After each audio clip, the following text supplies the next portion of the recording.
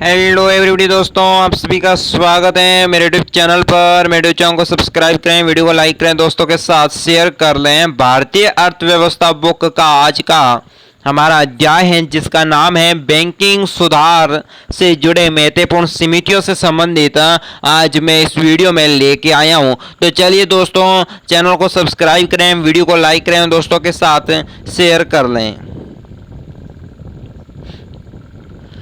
तो दोस्तों, पहली समिति हमारे लिए यहाँ पर बनने जा रही है, यानी कि चक्रवर्ती समिति, जो दोस्तों पहले नंबर की समिति है। यहाँ पर देखिए, चक्रवर्ती समिति ने वर्ष 1985 में विकास क्षेत्र में सुधार किया है। इसमें दोस्तों कुछ सिफारिशें भी की थी। बैंकिंग क्षेत्र में उस स्तर की कार्य प्रणाली एवं दक्षता को प्राप्त करने के लिए समिति का गठन किया गया था। गैर निष्पादन समिति को वसूलने के संबंध में सुझाव दिए गए हैं। सरकार द्वारा इस समिति द्वारा दी गई सिफारिशों को ठीक से लागू नहीं किया गया। यानी कि दोस्तों बैंकिंग सुधार से जुड़ी महत्वपूर्ण समितियों पर हम बात करने जा रहे हैं। तो हमारी पहली समिति है चक्रवर्ती समिति। चक्रवर्ती समिति ने मित्रों 1885 में बैंकिंग सुधार के लिए कुछ सिफारिशें तो दी थी, पर दोस्तों सरकार ने इन सिफारिशों को लागू नहीं किया था।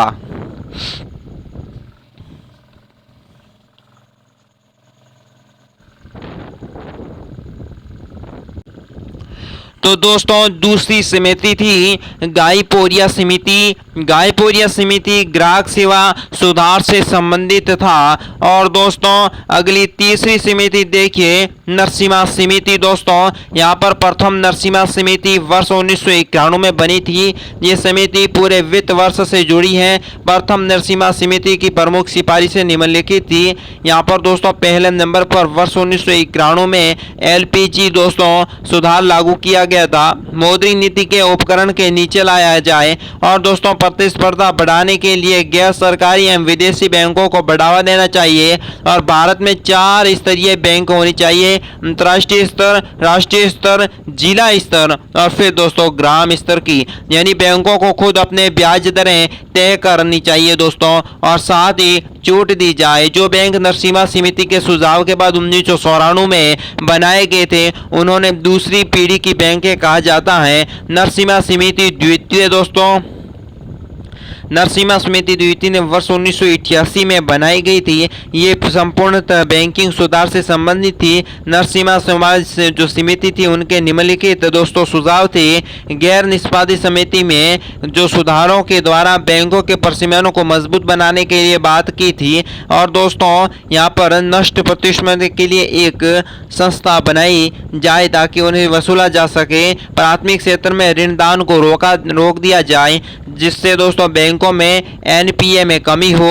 और भारतीय रिजर्व बैंक के वित्तीय पर्यवेक्षण बोर्ड लाया जाए, ताकि जो कि एक स्वतंत्र एवं स्वायत्त संस्था हो एवं इसे दोस्तों राजनीतिक से दूर रखा जाए। फिर दोस्तों आई थी वर्मा समिति। वर्मा समिति दोस्तों 1998 में बनाई गई थी। वर्मा पैनल ने कमजोर बैंकों को दोस्तों बड़े बैंकों में विलय करने के लिए सलाह दी थी वर्मा समिति ने। फिर आई थी दोस्तों दामोदर समिति। दामोदर समिति वर्ष 2011 में आई थी। दामोदर समिति के प्रमुख सुझाव बैंकिंग क्षेत्र में ग्राहकों से उपयोगकर्ता शुल्क को घटाने की सिफारिश की थी।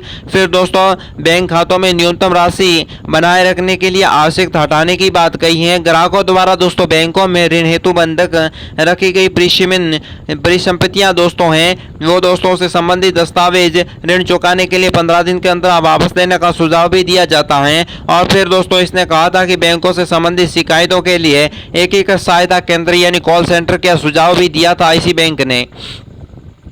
फिर समिति आई थी विमल जालान समिति। विमल जालान समिति के तहत दोस्तों भारतीय रिजर्व बैंक के गवर्नर रह चुके हैं विमल जालान 2013 में अपनी रिपोर्ट पेश की थी। जिसमें दोस्तों महत्वपूर्ण निम्नलिखित बिंदु थे। बैंकों को लाइसेंस से जुड़े नए निर्देश दिए गए थे। इनकी सिफारिश पर 2014 पर दोस्तों IDFC और दोस्तों बंधक बैंक जो कि गैर बैंकिंग वित्तीय कंपनियां थी, और इन दोनों को बैंकों का दर्जा दिया गया था। NBFC कई ऐसे क्षेत्र जहां ऋण की मांग ज़्यादा और बैंकों की पहुंच कम, यानी कि वहां दोस्तों NBFC यानी प्राइवेट कंपनियों द्वारा जनता को ऋण दिया जाता है।